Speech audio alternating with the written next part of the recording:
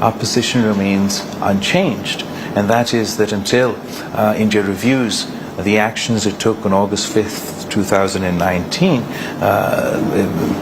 Pakistan is not in a position to engage bilaterally with India. As far as the issue of terrorism, Pakistan wants to deal with terrorism not because India says so or the Indian government said so, but because we want to end this menace. It has caused the largest number of casualties amongst any of the SCO nations present here today. Pakistan has suffered the most casualties.